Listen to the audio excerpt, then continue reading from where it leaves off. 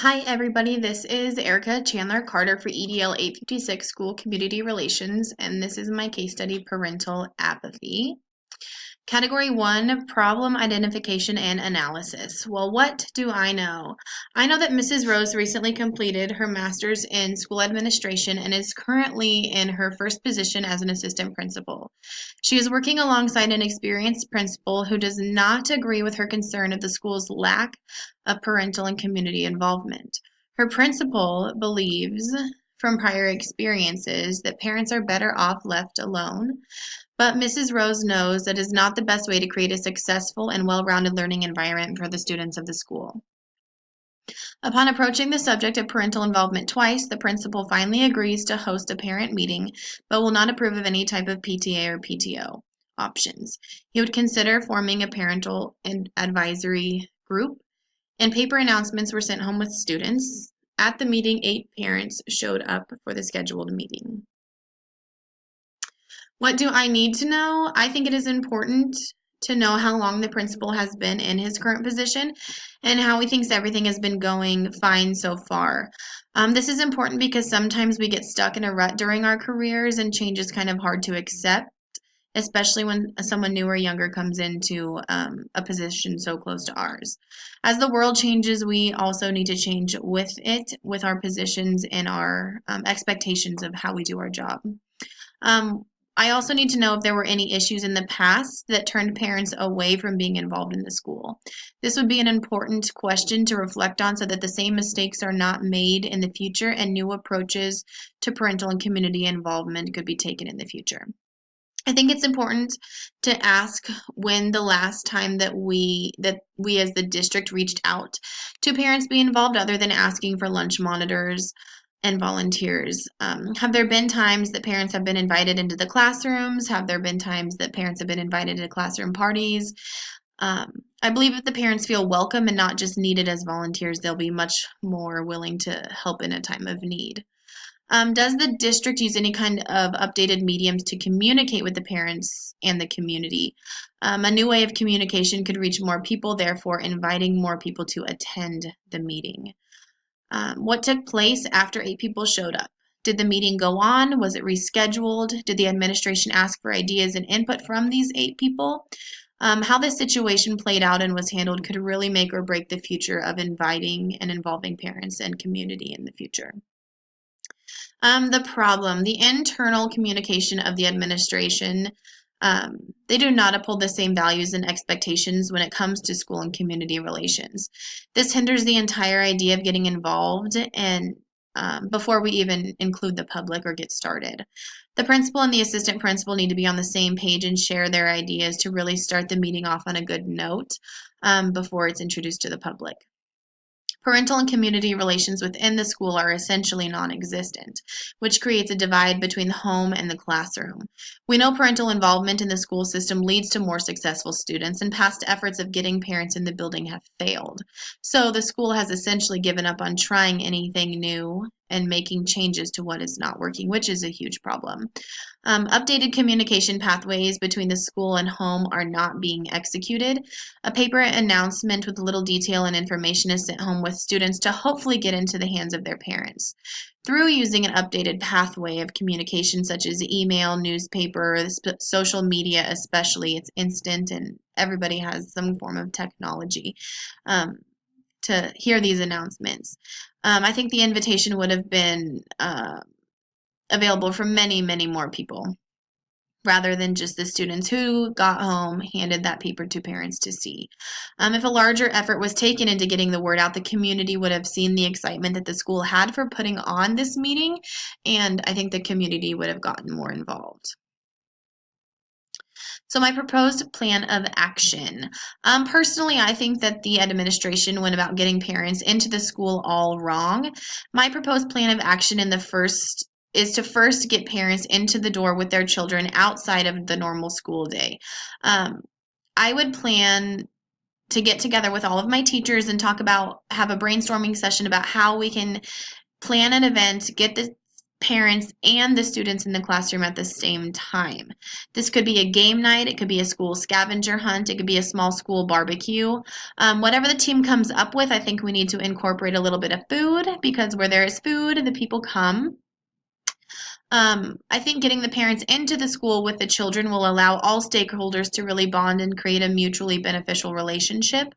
This will allow parents to feel welcome, while students will be excited to participate and talk about it for days before the event is even happening. So even just that word of mouth with the students will help parents know how excited the students are, and hopefully get the parents out. This will be on a school calendar. This will be on the school calendar on an open night, so parents don't have to pick and choose what they are involved in. This event will not only be sent home as a paper announcement with students, but sent via email, weekly school announcements, on social media, and ran in the local newspaper. I will also encourage the teachers to allow class time for their students to make a personal invitation to their parents. This personal touch will show parents how important that this night is, not only for the school taking class time out to make invitations, but also for their children as they take time to make a personal invitation to their parents. As the Planned Parent student event, after the Planned Parent student event, I will have like a little exit slip as the parents leave, asking for their feedback. How do they feel about their parents' school? How can the school make them feel more comfortable at school? How do they feel about coming to school and volunteering? What do they need from us so that we can be more prepared for what the parents need? Um, would they be interested in starting any kind of parent advisory board, and how can we engage them in their child's learning environment? After I have gone through the feedback personally, I will get with the principal and we will analyze what we are missing, what we are needing, and decide what steps need to be taken to create that relationship with the parents and with the community. Resolve the issue based on promoting the success of all students. What is best for all students? Well, I think that positive relationships, a positive environment, and positive experiences are all best for students. And I think that my plan of action includes all three of those. Through including the parents and the child in and the school is making the activity a positive experience for all stakeholders.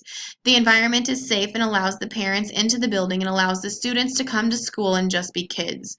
Students get to come to school and not worry about classwork, but just spending time with the people that they love, their parents, their teachers, their peers, their friends, their guardians, their friends' parents. I mean, it just gets everybody together. This will hopefully be a positive and inclusive event for everyone involved. Through inviting the parents to come to the school and have fun with their kids, they are felt wanted and appreciated rather than just needed for jobs that no one else wants to do, such as being the lunch monitor. The relationship and experiences being built opens a clear pathway for the parents and the teachers to work together to do what is best for the student. Category 4, debrief the problem by reflecting on what you were thinking, feeling, and valuing, and identifying issues that are unresolved or open for further investigation. I can definitely feel with Mrs. Rose and the principal. I can feel for Mrs. Rose as she's coming into a new position with little experience. She's wanting to be progressive and implement what she has learned over the course of obtaining her master's degree. I understand that she wants to make changes to the already present system or lack thereof. She does not want to challenge her principal, but she would like him to be open to her opinion and engage in making some changes. I can also feel for the current principal. There's a lot on his plate, wears lots of hats, and he's already had negative experiences with opening up the doors to parents. I think whenever we plan an event, oops, I'm sorry. This is not a topic that the principal wants to engage in anymore. He's had those negative interactions already. But I do appreciate how he is willing to shift his thinking and put forth some time into working with Mrs. Rose on the topic. Unresolved issues. This will take place. I mean, you never know. It's just the waiting game of how it turns out once the event is planned. Will this plan work in taking steps towards gaining that parent and community involvement and buy-in? Will people show up? If they don't show up, what are we going to do the next time we invite people into this school? Um, there's just still a lot of unknowns, and I think anytime that we plan something and put a lot of energy into it and we express that energy to the public, people are more apt to share that positive energy with us. So um, we still have those questions of if this will work. And if it doesn't work, where do we go from there? Category 5, this is reflecting on um, the standard 4 by providing evidence that you as the educational leader promote the academic success and personal well-being of every student by promoting communities of engagement for families and other stakeholders in the school's community. Component 1, this is promoting the academic success of every student.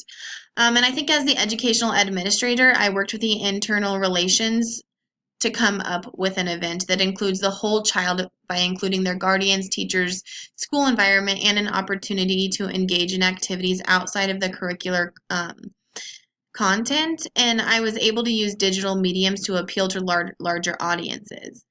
And we already know that if the student feels supported, then they're going to do better academically. So just that child being in that safe environment, surrounded by the people that they love, giving them that boost of confidence in that safe environment really academically helps that child. Component 2, how did you as the educational leader promote the personal well-being of every student while addressing the issues revealed in the parental apathy case study? I think as the educational administrator, I was able to foster the relationship between school and parent, but also student, school, and parent. Through inviting the students and parents to an event at the school, students are excited to share a rather large part of their day that parents are typically missing out on. Students can feel safe in the presence of the people that love them and care for them. So it's providing that positive environment and empowering the student. This allows students to come to a safe environment with guardians, friends, parents, and just enjoy a night with people that truly care about them. This fosters a positive feeling and ensures that the child that they are personally cared for. And we all know when we feel cared for, we do better, we feel better, and that's just all around helping the well-being of every student. And component 3, how did you as the educational leader promote communities engagement for the families and other stakeholders in the school's community while addressing the issues revealed in the parental apathy case study? Developing and using updated technology to reach the community, I think, will really benefit individuals and make them feel as though they are important to the school. They can feel us reaching out. They can feel that energy we're providing for them. So I think that they will reciprocate that if it is felt more often. This event fosters relationships with all stakeholders and allows them to have some ownership in the end by asking their opinions, expectations, and needs from the school. So when we're asking what they need, I think that they will eventually ask what we need, and that two-way street relationship of give and take will really be successful in the end. So thank you guys for watching. I really appreciate it.